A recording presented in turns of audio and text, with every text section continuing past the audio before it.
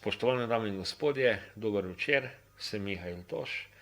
Nahajamo se v hotelu Mitra na Ptuju, zadnjo iz cikla predavanj šova Spominjajmo se 2021, ki ima naslov Sinagoga Maribor VR 360. Letos je leto pomembnih jubilejev. Trije zelo pomembni v tem kontekstu so 80. obletnica pričetka druge svetovne vojne na našem ozemlju, 80. obletnica obiska Hitlerja v Mariboru in 30. obletnica samostojne Slovenije. Kot vemo, je med bistvene elemente holokausta in predhodnega antisemitizma in kazanja le tega oziroma preganjanje Judov spadalo požiganje sinagog. Sinagoge so bile simbol verstva, judovskega verstva, zbiranja in judovske kulture nasploh. Zato je toliko bolj pomembno, da v tem povojnem času, v času izobraževanja in izgrajevanja zavedanja, do sinagog gojimo ustrezen odnos. Ena izmed najbolj pomembnih sinagog v tem delu Evrope je sinagoga Maribor.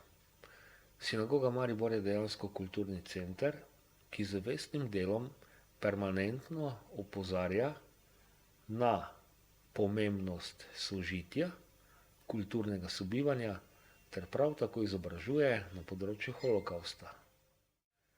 Zato smo letos v tem jubilejnem letu v projektu Kein Kampf pripravili tudi virtualno predstavitev sinagoge Maribor, ki si jo bo možno ogledati na YouTube v obliki videa in na spletni strani sinagoge Maribor v obliki interaktivnega pogleda v zunanjost in tudi notranjost stavbe. Sinagoga Maribor spada med najpomembnejše slovenske institucije, saj se nenazadnje nahaja zelo blizu lokacije, ki je pri tem obisku Führerja tako zelo nazorno dokumentirana, se pravi stari Mariborski most.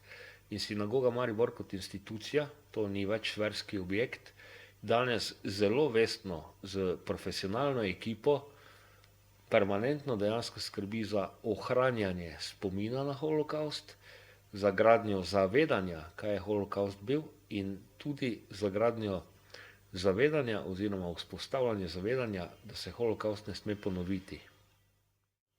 Zato na tem mestu povem, na sinagogo Maribor smo lahko ponosni dejansko vsi Slovenci, ni to mariborska kulturna institucija, ampak je dejansko vse slovenska, in glede na to, da je judovska sinagoga, za judovstvo vemo, da je prisotno praktično vse povsod po svetu, gre pri tem za institucijo svetovnega pomena, katere pomembnost bo sčasoma zgolj še naraščala, in vkolikor ostane smer takšna, kot je sedaj, smo lahko prepričani, da bomo v prihodnje videli marsikaj zanimivega, kakovostnega in privlačnega. In na tem mestu dejansko tudi za zaključek serije šova 2021 čestitam ekipi sinagoge Maribor in na mnogo plodnih in uspešnih let tudi v bodoče.